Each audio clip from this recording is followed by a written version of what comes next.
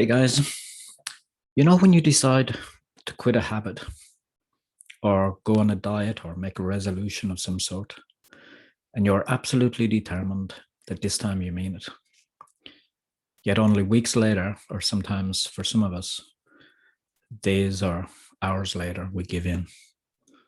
Why is that? You know you need to quit. You know what you are currently doing doesn't work, that it's bad for you and likely going to cause you a lot of pain, heartache, and loss, yet you continue. What causes those cravings? Why can't you just quit? Why do you feel so helpless? The answer, I feel, is expectation.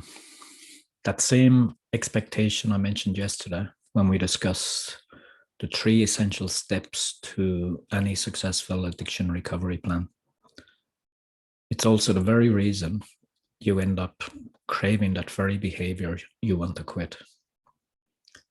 But how can that be? Well, going back to whatever that activity is that you want to quit, as you indulged more and more frequently, it became an unconscious habit. That is one which occurred without any real control or conscious thought on your behalf. The brain looks after it for you, basically. And it does this through 2 neurochemical systems called the dopamine system and the opiate system. As you may know, the dopamine motivates us, and the opiate rewards us for satisfying those biological urges, such as eating food or having sex. Think of this as our expectation circuitry. We desire reward or pleasure. We are motivated to satisfy the urge. This creates the craving. We get emotionally aroused, all natural and fine, of course. We're designed this way so that we evolve, we learn, as without motivation, we would stagnate. Normally, though, this process ends with satisfaction. Not so with addiction, though, as the reward is always just one more expectation away. Problem with any addiction is that it hijacks this process for its own ulterior motive. This is because the addictive behavior is in fact a substitute for emotional needs that are not being met. So rather than a natural high from the pleasure of achieving or learning, we are chasing an artificial high. An expectation of some wonderful illusory satisfaction that comes with that next drink, that next smoke, the next hit, all promised thanks to the dopamine rush that lets you believe the reward is coming. Remember, this is the motivating chemical after all. It's just doing its job.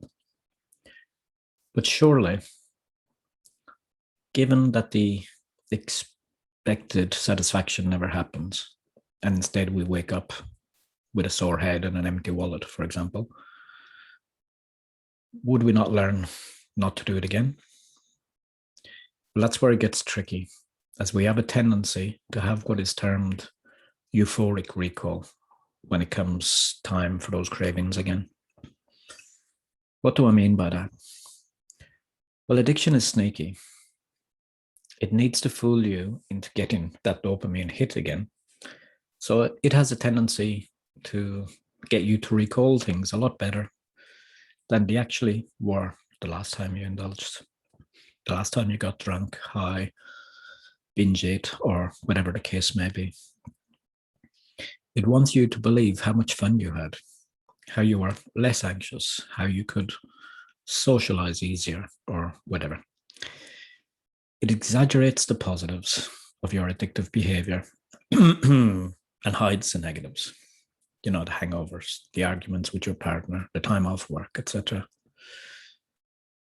This is why, and this is the irony, this is why expectation is such a powerful weapon in beating addiction.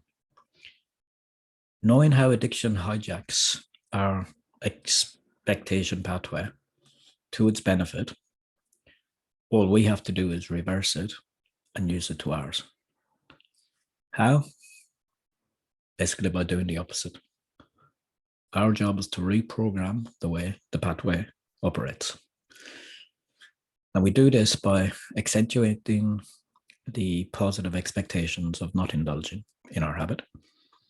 And of course, the very real and painful negative expectations if we do indulge. But this is not simply a matter of positive thinking. Far from it. This is about behavior change. And the only way that we do that is through our emotions. This is what gives the energy to behavior change. There needs to be strong feelings behind the new behavior. We already know that our addiction is making us sick, more than likely, and is costing us in many other areas of our life. But that has never stopped us before. That's our rational mind. We all know what we should be doing. However, it's a habit.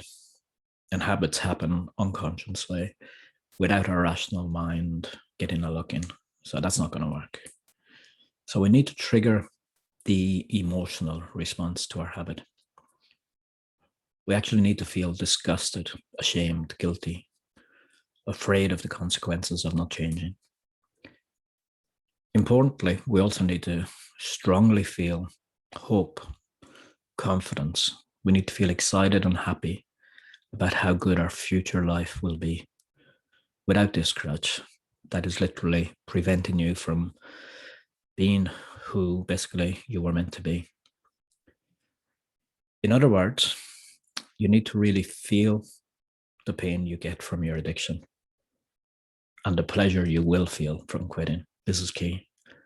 This is when the new behaviors sustainably replace the old ones without painful withdrawals, without fear of relapse. Basically, you are in control and it feels good. Now you expect positive things to happen, and your dopamine pathway now motivates you to make them happen. And this is how your life was always meant to be. So expectation, you are already using it. You have to use it to sustain your addiction, or indeed any other perceived needs you have. Now, though, you can use it to make positive behavior change. Or instead, you can continue to allow your addiction to hijack it to get its own way. So it's your call. You can continue doing what you have always done, but what is that ultimately going to cost you? Just know that you have the tools available to beat this. You just need to learn how to use them again. Until next time, guys. In the meantime, reach out. Reach out if you need help, and please share so that this message can help others. Cheers.